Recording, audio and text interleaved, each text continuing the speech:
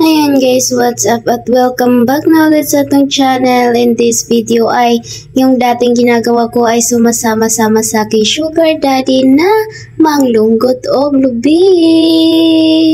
Ayan guys, sumama ko dyan guys kasi may plano talaga ako mangunguha kami ng lansunis pag uwi. Kaya naman abang-abangan nyo ang mga lansunis na napakarami.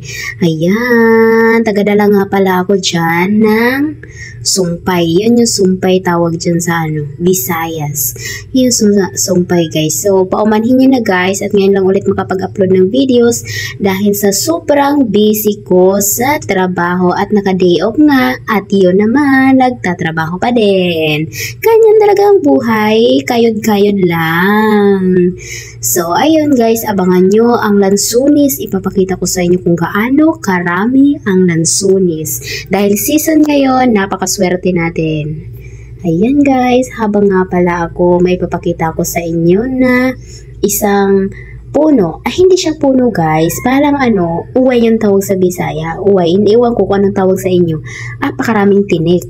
Ayan, mag-iingat po tayo pag maka-encounter tayo ng ganyan kasi napakaraming tinik talaga. Ayan, parang tuyo.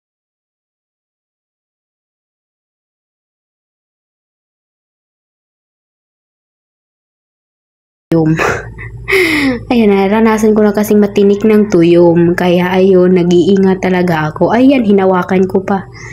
Grabe guys, napakatalinis ng niya. Napakatulis. Ayan napakatulis ng tinik niya. Sayang nga pala guys, dyan kasi sobrang dami ding mga damo-damo dyan kaya nahirapan din akong maglakad-lakad dyan. Sobrang daming mga kahoy-kahoy. Ewan ko dyan, nahirapan na din yung sugar daddy kung manguha ng lubi dyan kasi sobrang haba. Sobrang tulis na ng mga niyog. So ayun guys, mga ilang minuto na lang kukuha na kami ng lansunis. Ipapakita ko pala sa inyo. Sobrang dami talaga niyan. Halos yung sanga niya ay parang parang sa Bisaya niya, gibitayan sa sobrang daming bunga. Kaya ayun guys, kita nyo naman. Grabe. So isang plastic lang po yung kinuha niya. Yung dinala niya, isang plastic lang. Kasi mahirapan daw siya pag baba. Kasi mataas po siya guys. So ayun guys, sobrang dami. Ang tagal namang umakyat.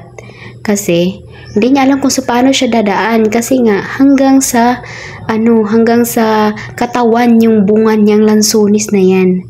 Grabe, sobrang dami. Kaya ayun guys, abang-abangan nyo, napakaraming kuha niya, isang plastic talaga. Tapos sabi pa ng may-ari guys, dadamihan daw namin.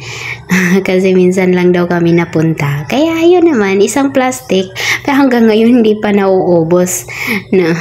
Napakarami kasing bunga niyan guys. Grabe. Ayun, maiinggan nyo ka talaga pag nandun ka. Grabe, sobrang daming bunga. Ang ganda niya tingnan talaga. Nakaka-relax din. Grabe, nakaka-relax. Pag andun ka. So, anyway guys, marami din talagang dyan. Marami din talagang mga, parang lugar siya ng isang lansunisan, isang compound ng lansunisan. Grabe, sobrang daming puno guys. Sobrang daming puno ng lansunis dyan.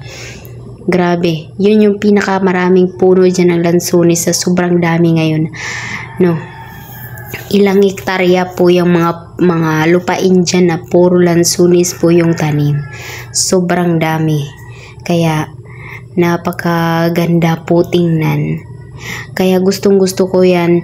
Dyan lagi napupunta. Dati guys, dyan din kami nagpupunta. Nakita nyo yung unang video ko na pumupunta kami dyan dati.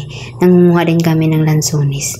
At ayun, nakakuha na siya ng marami. Isang plastic lang yung dala niya. Mabigat daw kasi pagbaba. Kaya ayun, pag isang plastic na nakukuha niya, bababa na yan siya. Kaya marami din naman yung isang plastic. Hindi na uubos kaagad. Grabe, sobrang dami. Kaya yan. Ayan nabibigatan na din siya. Ayun, bumaba na siya guys. Ayan. Pagtapos niyang bumaba ay umuwi na din kami. Ayan guys. Napakarami niyan guys. Napakasarap. Napakasarap talaga. Ayan. Ang galing. Napakasarap niyan guys. Kaya naman guys,